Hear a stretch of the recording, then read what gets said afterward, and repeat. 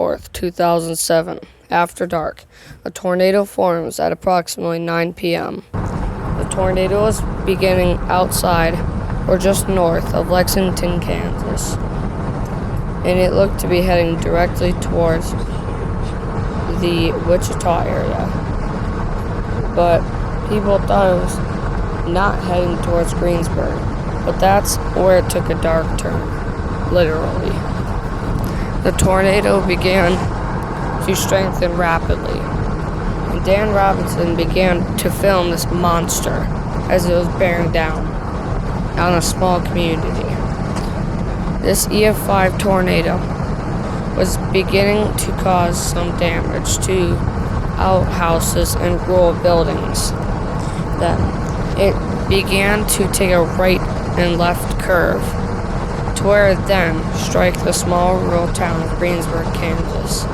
The tornado reached its max width of 1.75 miles wide, but then rapidly shrinks to 1.3 miles wide, which is already wider than the town itself. And then, at 9:41 p.m., the National Weather Service issues a heavily worded tornado emergency, stating a large and violent tornado was moving at 20 miles an hour to the east, northeast, and that this was an extremely dangerous situation. The violent tornado entered town, and within minutes, 95% of the town was erased. Nothing withstood the 205-mile-an-hour wind speeds, and it was shredding homes, literally causing them to vanish. Many well-constructed homes were just evaporated. This town of Greensburg will never forget that day. But it was all because of a moderate risk that was set up for tornadoes and severe thunderstorms over the Central Great Plains. And Greensburg is right under the gun. Just at 6:15 local time, the National Weather Service had issued a tornado watch for a large percentage of Oklahoma and Kansas, stating many tornadoes are possible, including some of which could be strong. That put the residents on edge, and they knew something was going to happen. After the first storm passed, and they were lucky, but that luck was going to run out very quickly. Large, mile-wide tornado was beginning to head towards a small farming community of Greensburg, Kansas. And within minutes, everything was shredded beyond recognition. Apparently, the next day, forecasters had a much more higher potential. The atmosphere had a higher potential for strong tornadoes. Yet again, a high risk was issued for the Great Plains, and Greensburg was under the gun. We'll get to that subject later. The large tornado had destroyed every building in Greensburg. Nothing was left standing. Trees were badly mangled. Cars were flattened down to their bare chassis. Homes were swept away beyond even recognition, and purely nothing was left standing. Many residents and storm chasers began to photograph this monster tornado, and it was just beyond belief. The original small farming town was reduced to rubble, and only very few structures survived or were heavily damaged. The tornado engulfed the small community, and almost nothing was left, not even a bare trace of what was originally a small and happy town. Many thought that this was the strongest tornado recorded. They would not be wrong. However, the next year, something far more worse was to come.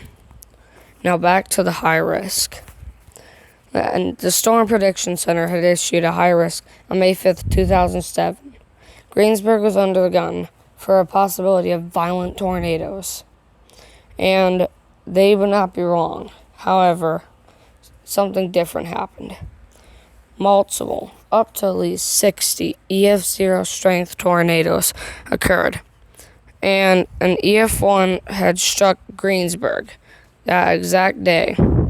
Then, on May 6, 2007, another EF0 tornado struck Greensburg, except none of them actually directly struck the town, just passed to the west and east. Every structure was just demolished, and nothing was left remaining of the small little town.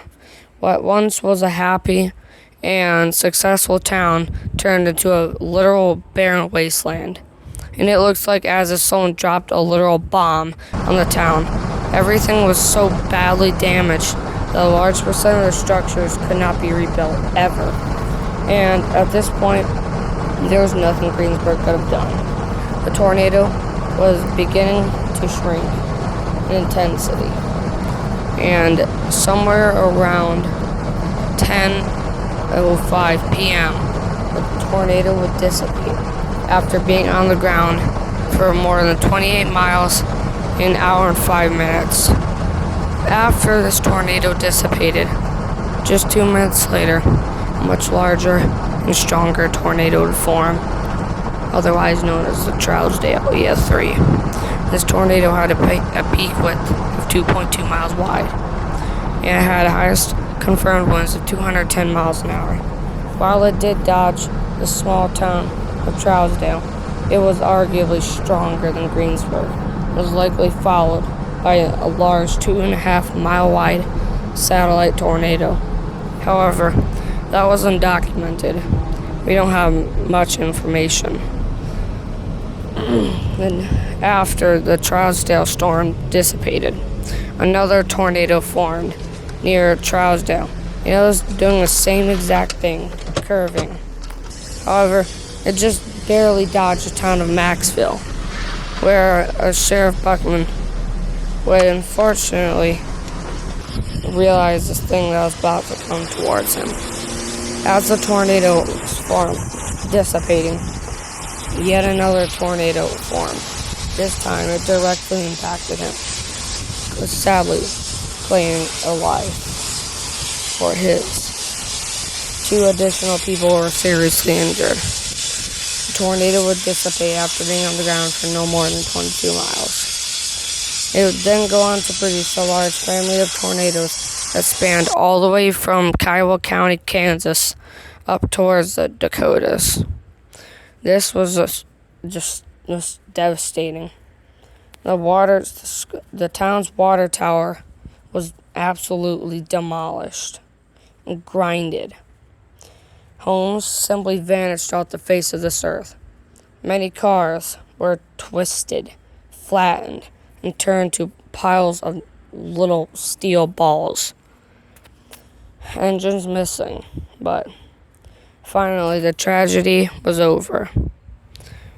Just hours after the tornado passed, or I should say a mere 30 minutes, residents began to help and clean up what once was a thriving town. And tragically, 11 people were confirmed to be dead, along with 63 others that were seriously injured. The tornado would go down in state history. It's one of the strongest in years. But this tornado had its own weird things. First of all, it did a counterclockwise loop and managed to wedge an entire license plate and fork in the same tree. But you want to know what I say about that? That's just pure weird. The tornado was not anticyclonic, for those who want to know. And it was just devastating. Everything was just a pile of rubble. Schools destroyed. Homes demolished. But do you think that's weird? I definitely don't. But I think this tornado deserves the honorably rare title, or just crowning, devastating title of. Before I get into that, I'd like to thank all those two that are watching. But I would just call this the Greensburg Reaper.